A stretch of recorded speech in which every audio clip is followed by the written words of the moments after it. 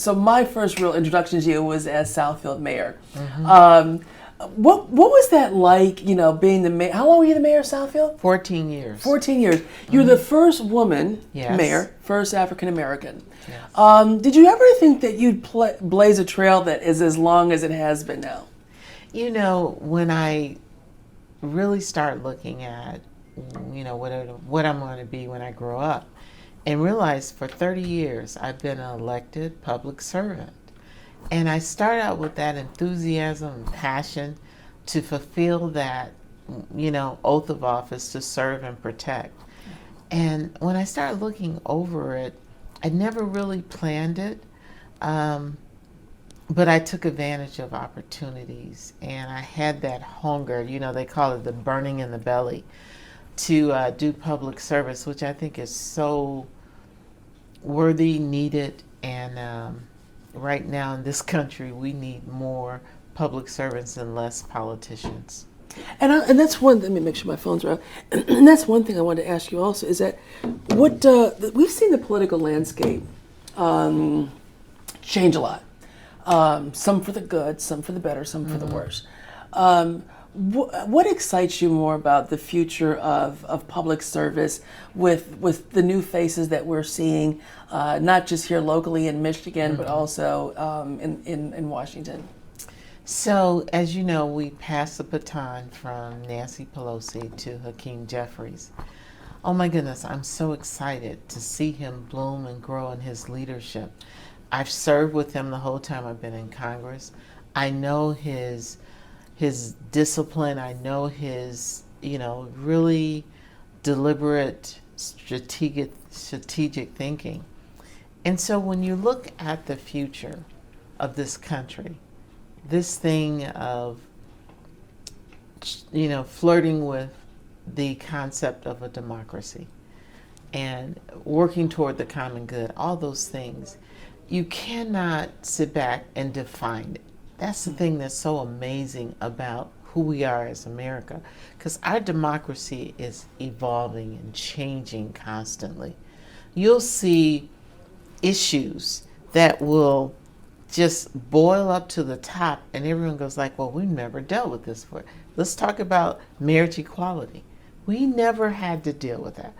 Some of the issues with the climate and the environment, we never dealt with that. It was never an issue. So one of the things I was excited about is passing of the baton. She did it with such class. And also to look forward to this new generation. The thing that I fear the most is this wave of supporting things that are not true. I was raised that, Brenda, there's only one truth. The rest are lies. And how do you take something that is not proven, that is not the truth, and base your whole belief and political agenda on something that's not true? I love a good fight. The Democrat and the Republican issue, that's what our country was founded on. If you love our Constitution, it's not democratic, and it's not a Democrat or Republican document. It is a merger of compromise, debate, fights that we came together and wrote that. And that's what, when I was in Congress, I love that. But now it's like, how do you fight something that's not even real? So that part, I'm very concerned. But you know what happened in our last election?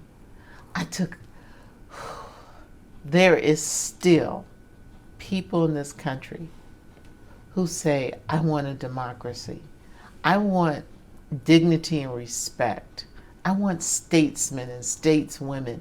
I want to see the public discourse without violence. I want our Constitution in that concept of one nation under God to be real and to live. With January 6th, could you ever have imagined a day like that would ever happen? No. And in the inside conversation, my daughter called me. I was on the floor because you remember Michigan was going to be challenged. And the Democratic caucus had contacted me and said, you need to be on the floor to give a speech to debate why our votes are legitimate. So I'm on the floor waiting for Michigan to be called. And my daughter calls, and I stepped off the floor. She said, "Where are you?" I said, "I'm in the Capitol." She said, "You got to leave right now." I go, "Like, for what?" She said, "Mom, do you know what's going on?" I said, "No, I'm on the floor." Because, there's no TVs, and you're not supposed to be on your phone. And then she said, "Mom, you need to get." I said, "Girl, the Capitol is the safest place in America."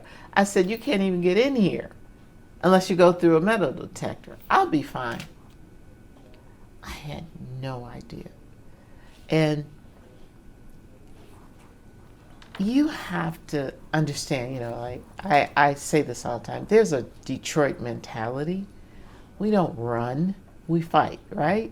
We stand up for what we believe. We're strong, we're not quitters.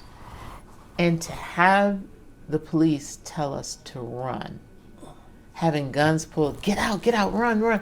And it's a couple things I remember, and I can hear them so well. The police said, "They're headed our way." And I'm going like, who the heck is headed our way? Who cares?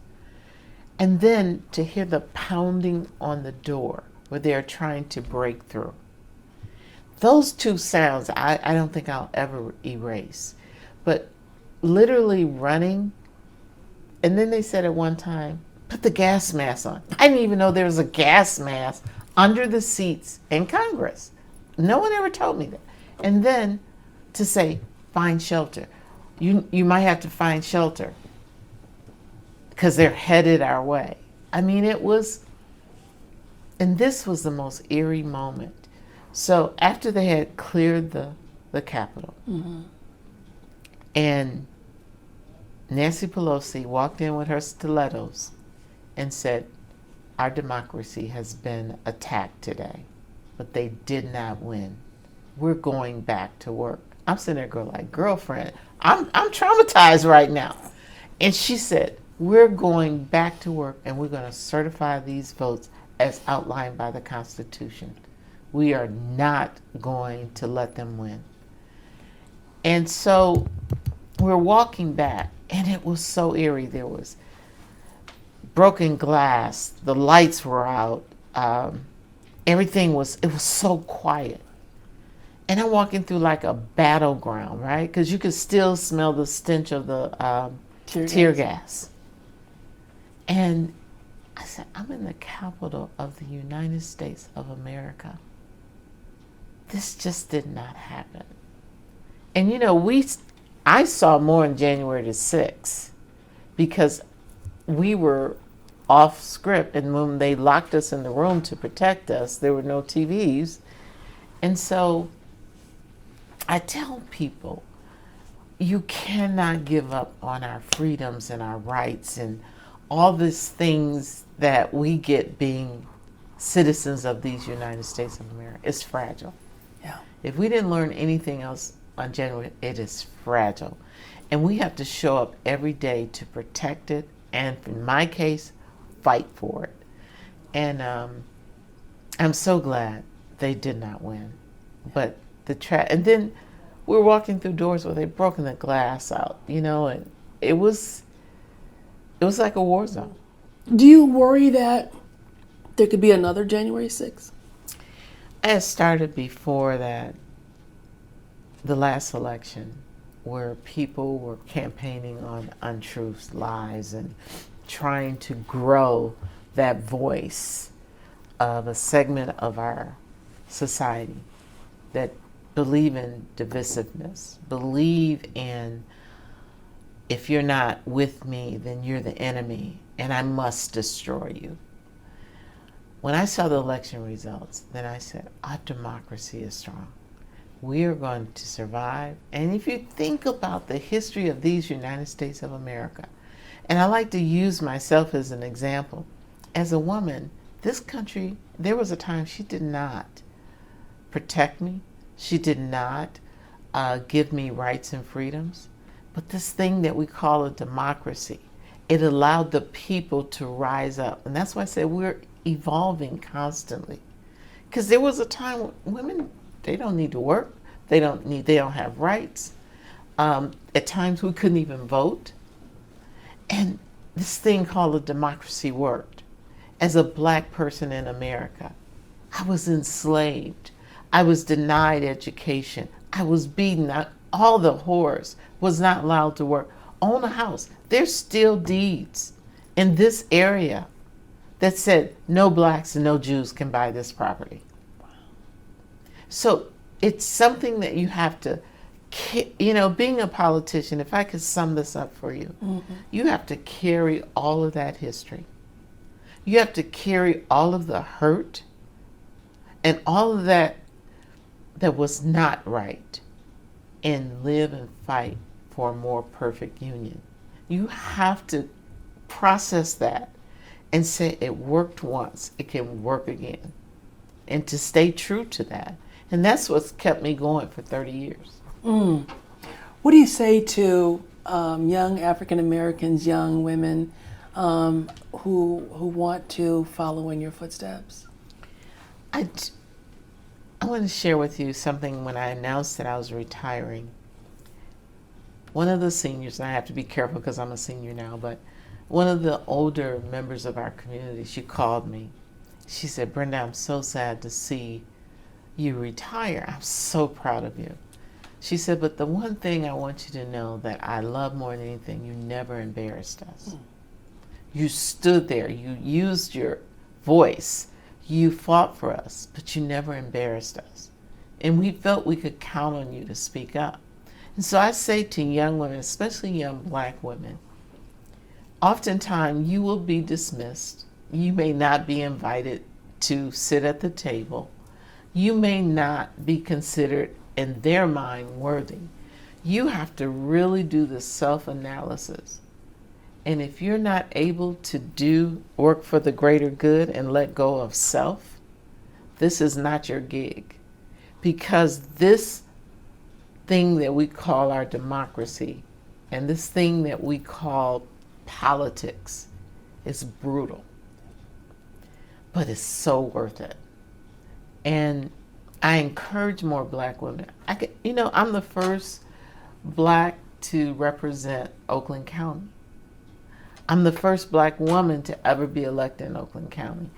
For the 14th district, they're now going away. They've never had a black woman in the 14th district.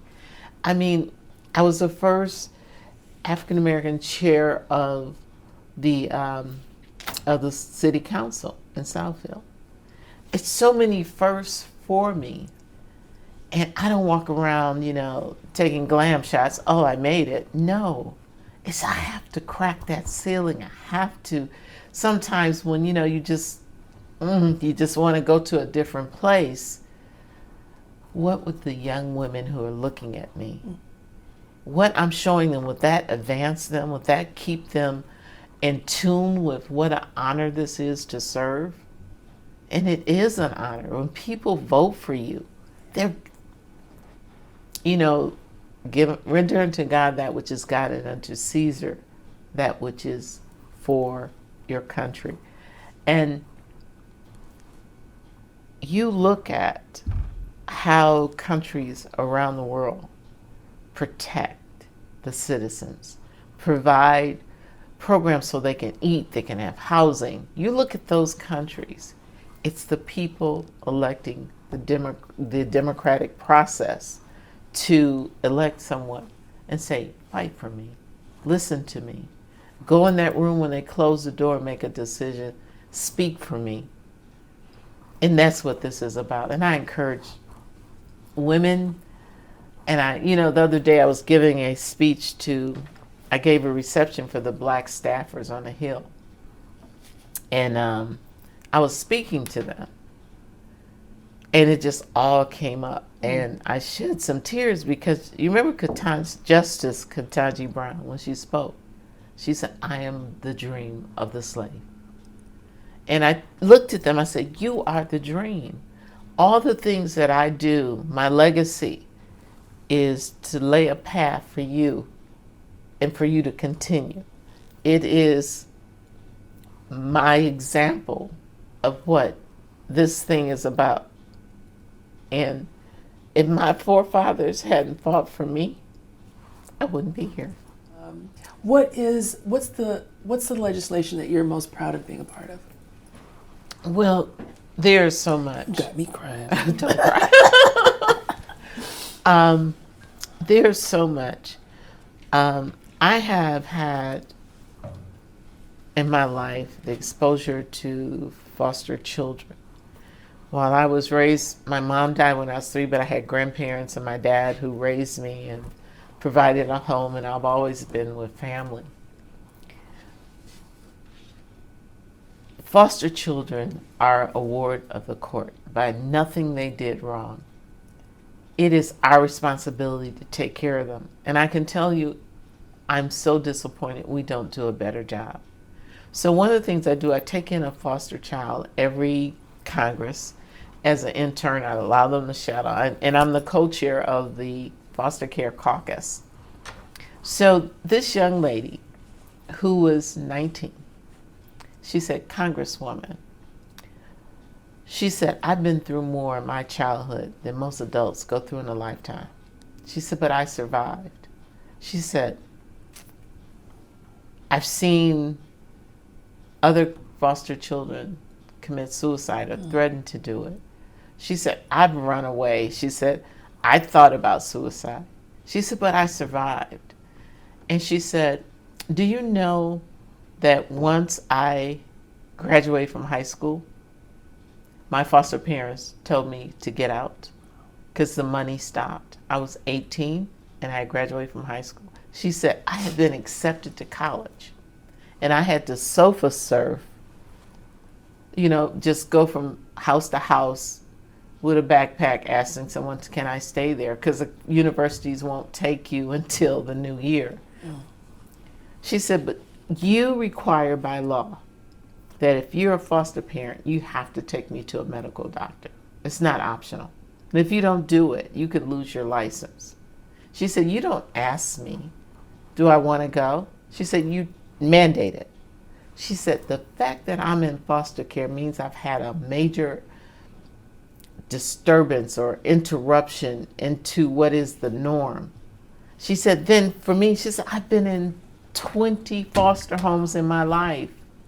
She said, Congresswoman, you know what you do? You have a social worker. Ask me, do you need to talk to anyone? Are you okay? She said, and I learned early on, if I am warm and if they feed me and don't beat me, I have nothing to say. I don't care if I'm sleeping in the basement in a sleeping bag. She said, my mental health. She said, and I look at the other foster, why don't you mandate, just like you send me to a medical, why don't you mandate mental health? And that's a bill that I introduced, and I'm so proud of that bill because we should mandate mental health for our foster children. They're children trying to survive. And then they grow up and they are victim to so many other things continuously. And so that's something I'm very proud of. I'm very proud of just recently passing the Doula Act, which maternal mortality in the United States of America is increasing, where around the world is in some third world is decreasing. And we need to use every tool available for us so that doulas are part of medical care to help address this crisis I feel in America. And Black women die at a rate higher than any other woman. Wow.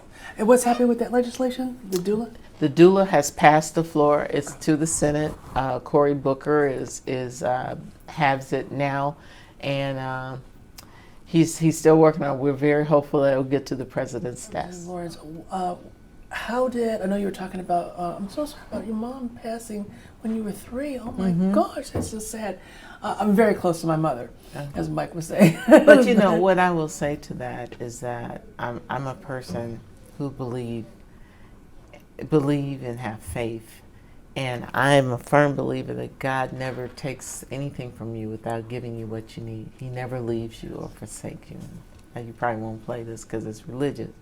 But I was so loved from my grandparents and my dad. And even my surrounding family, when it was time for me to go to college, my family was not wealthy. Everybody was given the task of contributing $100 so I could go to the University of Detroit. And they got that money together because they were determined that Lena's baby girl was going to go to college. So where did this passion to really help foster care children come from? I married a foster child. And he and his brothers, I married very young. And when my husband and I married, we took our 2 foster brothers, I say mine, we became their parents. And they were able to age out, and we're a very close family. And so I know the struggles, and these are human beings. We have compassion for so many other people, and some people actually believe that once you put them in foster care, they're okay, and that's not a reality. What the marriage, the Respect for Marriage Act bill? I saw a picture that you posted on Twitter recently about that being a proud moment. Also, did you ever think that we'd have to codify something like that? America is as amazing as we are. I am numb to being surprised, except for January 6th, because people and prejudice and other things they're real in America. And the fact that who you love, and the case that really woke me up were the 2 mothers who were married and were not allowed to marry, and were so concerned that if one of them died, that the children would be taken away because they weren't their biological mom, and be put in foster care, where they were together and raising them as the 2 parents. That's awful. I had one gentleman, he and his companion had been together forever, and he was quite wealthy. But when his companion died, he had no legal recourse because he was not the husband. And there's a legal part of marriage that we need to pay attention to. And that's why I was so glad. And I took a picture with Sam Smith, who sung "Stay With Me." This is nothing to do with anything, but that is the most beautiful song. And I told him, I said, no one can sing that song the way you do unless somebody had been in love. And it's an amazing song. Well, first of all, what's next for you? What's next for me? I want to write my book. I'm encouraged to do that all the time, and it will be the little black girl from the east side of Detroit. And the sub part of that would be who had the audacity to run for Congress.